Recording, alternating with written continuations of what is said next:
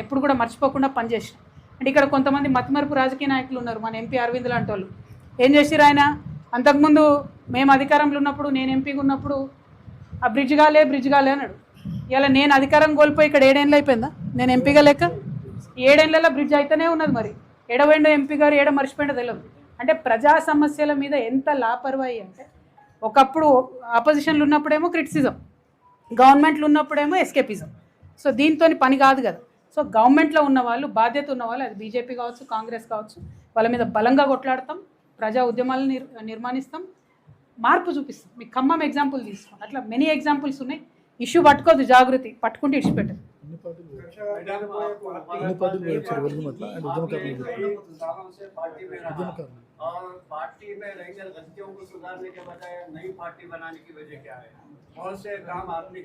भाईजान आप कितना अच्छा सवाल पूछे। किसानों के बारे में आपने क्रेडिट विकास के बारे में क्या, आपने किसानों के बारे में मेहनत की, पार्टी के लक्ष्यों को सुधारने के बारे में नई पार्टी बनाने की वजह क्या है? जी बिल्कुल, बहुत अच्छा सवाल पूछा आपने। नया पार्टी बनाने का मकसद तो तेलंगाना के हालत को सुधारना है, वो अलग बात है। जो पार्टी में हम ऑलरेडी थे, उस पार्टी से हमें निकाल दिया गया है। हम खुद ब खुद बाहर नहीं आए, हमें उस पार्टी से निकाल दिया गया है। लेकिन हम आवाम के दरमियान रहना चाहते हैं, उनके मसाइल को समझना चाहते हैं और उनको सुलझाना भी चाहते हैं। एक कमिटमेंट के साथ, एक शिद्दत के साथ तेलंगाना के आवाम के दरमियान में रह के उनके लिए काम करना चाहते हैं। तो उसके लिए एक अच्छा ज़रिया एक मीडियम पॉलिटिकल पार्टी है। तो इसीलिए एक नया पॉलिटिकल पार्टी तेलंगाना में आ रही है। और आप देखिए जिस तरीके से हम माइनॉरिटीज़ के मसाइल को सुलझाते जाएंगे, आप खुद आके बोलेंगे कि आपने बहुत अच्छा डिसीजन लिया। నేను ఎవరికి బీ పార్టీగా ఉండని చెప్పిన కదా, మేము ఎవరికి బీ పార్టీగా ఉండేటోళ్ళం కాదు. ఫస్ట్ కొత్త పార్టీ ఎవరు పెట్టినా, ఏ రాష్ట్రంలో పెట్టినా, ఈ దేశంలో పెడితే దరిద్రం భావదారిద్ర్యం ఎట్లయిపోయిందంటే, వాళ్ళకి బీ పార్టీ వీళ్ళకి బీ పార్టీ అనుడు తప్పితే అట్లేం ఉండదు. మాది నంబర్ 1 పార్టీ అవుతుంది. మీరు చూడండి, డెఫినెట్గా నంబర్ 1 పార్టీ అవుతుంది. ఎందుకంటే మీరు ఈ టీం చూస్తారు కదా, మనంతా mix, old and young mix ఉంటుంది. అద్భుతమైనటువంటి విమెన్ ఫోర్స్ ఉంటుంది, మాకు యూత్ ఫోర్స్ ఉంటుంది. చాలా అద్భుతమైన ఉద్యమాలు చేస్తాం, ప్రభుత్వం యొక్క మెడల్ వంచుతాం. ఫ్యూచర్లో అధికారంలోకి వచ్చిన తర్వాత ప్రజల పార్టిసిపేషన్తో శ్రీరాముడు నవమి రోజు పెట్టడానికి కారణమే అది. శ్రీరాముడు పాపం గుహుని గుండెలకు అత్తుకున్నాడు, ఎంత మంచి మనసు అయినది. చిన్న ఫీడ్బ్యాక్ ఎక్కడన్నా ఎవరన్నా చెప్తే అది ఇని మార్చుకుంటాడు తనంతా. అది ఇని తన సొంత కుటుంబాన్నైనా త్యాగం చేస్తాడు, కానీ ప్రజల్ని గౌరవించినటువంటి వ్యక్తి. అందుకే ఇన్ని 100 ఏళ్ళ తర్వాత, ఇన్ని 1000 సంవత్సరాల తర్వాత కూడా ఆయనను తలుచుకుంటున్నాం మనం. సో ఆయన సిద్ధాంతాలు ఆయనను ఆదర్శంగా తీసుకొని పనిచేస్తాం. ప్రతి ఒక్కరిని, అన్ని వర్గాలని కూడా కలుపుకొని పనిచేస్తాం. Thank you. జై తెలంగాణ. మళ్ళీ ఎక్కడి నుంచి అంటావనే దాందేముంది, తెలంగాణ అంతా మనదే కదా. తెలంగాణ ప్రజలు ఎక్కడి నుంచి అడిగితే అక్కడి నుంచి కాంటెస్ట్ చేద్దాం. అయితే నేను తెలంగాణకు ఆడబిడ్డను, బిడ్డనైనా కూడా నిజామాబాద్ కోడలు కాబట్టి కోడలకి ఇంటి బాధ్యత ఎక్కువ ఉంటుంది. అందుకే ఫస్ట్ నిజామాబాద్ వాళ్ళకి, నిజామాబాద్ గడ్డగా తెలంగాణ బిడ్డలకు ఇవాళ అనౌన్స్మెంట్ చేయడం కోసమని నిజామాబాద్లో మేము ఈ అనౌన్స్మెంట్ చేస్తూ ఉన్నాం. పోటీ అనేది పార్టీ ఏర్పడిన తర్వాత కూర్చొని డెసిషన్ తీసుకుందాం. Party will decide.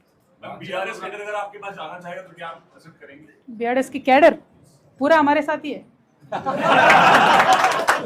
पूरा हमारे साथ ही है ऑलरेडी, कोई टेंशन नहीं है उसमें.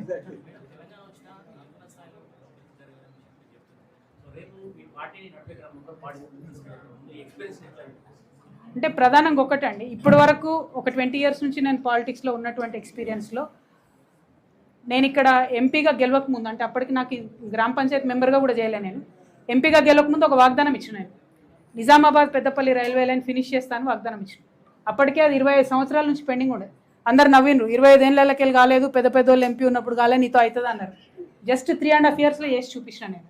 అంటే నాకు ఢిల్లీలో లాబీ చేసే సత్తా ఉంది, గల్లీలో ఒళ్ళు వంచి పనిచేసే సత్తా కూడా ఉంది. ఆ పట్టుదల ఉంది నాకు. అవసరమైతే ఢిల్లీలో లాబీ చేస్తాం, అవసరమైతే గల్లీలో పనిచేస్తాం. ఖచ్చితంగా మనం రాష్ట్రం అభివృద్ధి కోసం పనిచేస్తున్నామంటే దేశం అభివృద్ధి అనేది కూడా దాంట్లో ఆటోమేటిక్గా మిళితమై ఉంటుంది. కాబట్టి ఆ ఉన్న పాత ఎక్స్పీరియన్స్ని వాడుకుంటాం, ప్రజా సమస్యలు తీరుస్తాం. Thank you. జాతీయ నాయకులు వస్తారా అంటారు, ఎవరు రారే, మన బాధ మనం చెప్పుకోవాలి మొదలు. అంటే అట్లా కదా. ఇప్పుడు ప్రాబ్లం ఏమైందంటే బీఆర్ఎస్ టీఆర్ఎస్ తెలంగాణ ఫోకస్ వదిలేసి మేము నేషనల్ పార్టీ అవుతామన్న క్రమంలో ఇక్కడ అక్కడ అన్నట్టు కాకుండా ఫోకస్ తగ్గింది. ఇవాళ తెలంగాణలో అసలు ప్రాంతీయ పార్టీయే లేదు కదా. సో రేపటి నాడు మా జాగృతియే ప్రతి ఇంటి పార్టీ అవుతుంది, తెలంగాణ ప్రాంతీయ పార్టీ అవుతుంది. 95% ఫోకస్ మా తెలంగాణ మీద, తెలంగాణ సమస్యల మీదనే ఉంటుంది. 5% దేశంలో జరుగుతున్న అంశాలు గమనించాలి కాబట్టి నేషనల్ కమిటీ కూడా ఒకటి ఉంటుంది.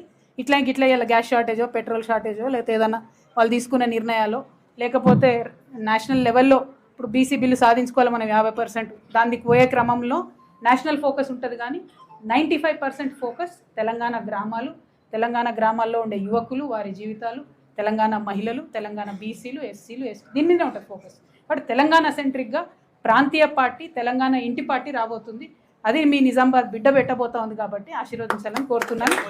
తెలంగాణ ఉద్యమకారులు ఏదైతే 1969 ఉద్యమకారులు ఉన్నారో, తర్వాత మలిదశ ఉద్యమకారులు ఉన్నారో, సాయుధ రైతాంగం పోరాటంలో చేసినటువంటి ఉద్యమకారులు ఉన్నారో, వారందరి అనుభవాలను కూడా తీసుకుంటాం, వారందరినీ కూడా గౌరవించుకుంటాం. మొన్న ఈ ప్రభుత్వం ఏదైతే చెప్పిందో తెలంగాణ ఉద్యమకారుల కోసం ఒక కార్పొరేషన్ వేస్తాం, 250 గజాలు జాగా ఇస్తామని చెప్పిందో, మొదలు మేము ఇప్పుడు దాని మీద పోరాటం చేస్తాం. నేను అధికారంలోకి వచ్చే లోపలనే ఉద్యమకారుల సమస్యలు పరిష్కరించగలుగుతా అని సంపూర్ణ విశ్వాసం నాకున్నది. ఒకవేళ ఇంకా ఏమైనా మిగిలిపోతే కూడా ప్రభుత్వంలోకి వచ్చినాక వారి కోసం పనిచేస్తాం. అన్నిటికన్నా ఎక్కువ వారి ఎక్స్పీరియన్స్ని వాడుకుంటాం. వారికి తెలంగాణ పట్ల ఉన్నటువంటి కమిట్మెంట్ని ఖచ్చితంగా రాష్ట్ర అభివృద్ధి కోసం వాడుకుంటాం.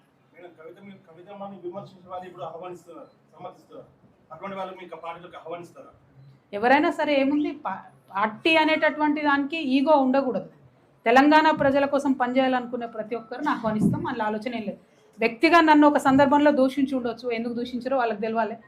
బట్ తర్వాత కరెక్ట్ అనుకునేటటువంటి వాళ్ళు కలిసి పనిచేస్తామని వచ్చే వాళ్ళని డెఫినెట్గా అంటే తెలంగాణ పట్ల కమిట్మెంట్ ఉండాలన్నది ప్రధానమైన డిమాండ్, ప్రధానమైన ఎజెండా.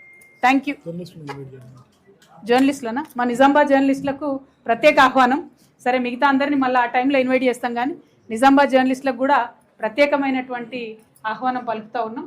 ఆ రోజు ఎజెండా మీరు వినండి, చాలా బాగుంటుంది, చాలా డిఫరెంట్ ఉంటుంది, ప్రాక్టికల్ ఉంటుంది. డిఫరెంట్ అంటే ఏదో ఆకాశంలోకి వెళ్ళి ఊడిపడే ఎజెండా ఏమి ఉండదు, వెరీ ప్రాక్టికల్ ఉంటుంది, ప్రజల ఆమోదం పొందేటట్టుగా ఉంటుంది. Thank you. జై తెలంగాణ, జై జాగృతి,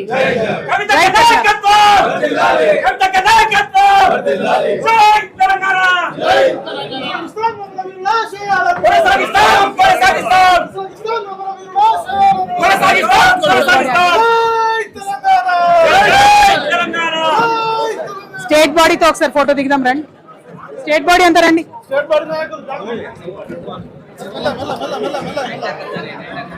మెల్లగా